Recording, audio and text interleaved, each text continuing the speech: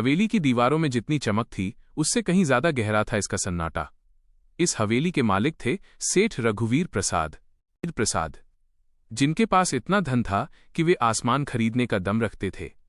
लेकिन उनके सीने में दिल नहीं, पत्थर था।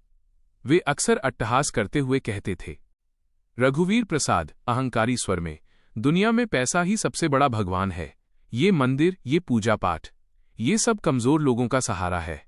जिसके पास दौलत है, किस्मत उसकी दासी है। नैरेटर काली घटाओं से घिर गया। तेज आंधी चलने लगी। हवेली के भीतर लगे महंगे झूमर और दिए अचानक एक एक करके बुझने लगे। दरवाजे के चरमराहट की आवाज माइनस कचर। रात नींद में रघुवीर को एक सपना दिखा। धधकती आंखों वाले एक वृद्ध साधु उनके सामने खड़े थे। उनकी आवाज बिजली की तरह गूंजी। साधु गंभीर और गूंजती आवाज, अहंकार छोड़ दो रघुवीर, वरना जो मिट्टी से बनाया है वो मिट्टी में ही मिल जाएगा। ये भूमि तेरी नहीं, उस महादेव की है जिसकी कुटिया को तूने उजाड़ा था। म्यूजिक। जब रघुवीर का इकलौता बेटा बिना किसी वजह के बिस्तर से लग गया, हकीम, डॉक्टर सब हार गए। हवेली में किसी के रोने की धीमी आवाज और मंदिर की घंटी का अचानक को अपना पाप याद आया।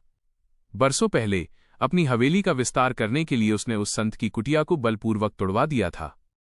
गांव के पंडित थी।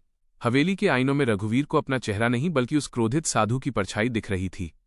बंद कमरों में ठंडी हवाएं तांडव कर रही थीं। साधु की गूंज, अहंकार का अंत निश्चित है। नैरेटर हारकर, टूटकर और डर से कांपते हुए रघुवीर पहली बार उस पुराने मंदिर की चौखट पर पहुंचे। उन्होंने शिवलिंग के सामने खुद को गिरा दिया। उनकी आंखों से बहते आंसू उनके अहंकार को धो रहे थे।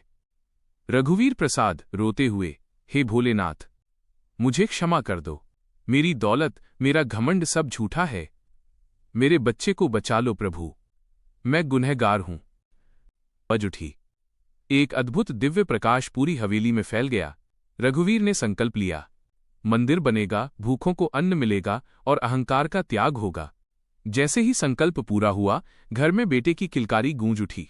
हवेली का अंधकार छट चुका था। समापन। सुखद और प्रेरणादायक संगीत। नैरेटर, आज वही हवेली डर का घर नहीं बल्कि भक्ति का केंद्र है। रघुवीर प्रसाद अब सेठ नहीं, एक भक्त हैं। शिक्षा।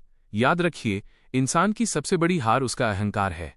धन आता जाता है, लेकिन सच्ची भक्ति ही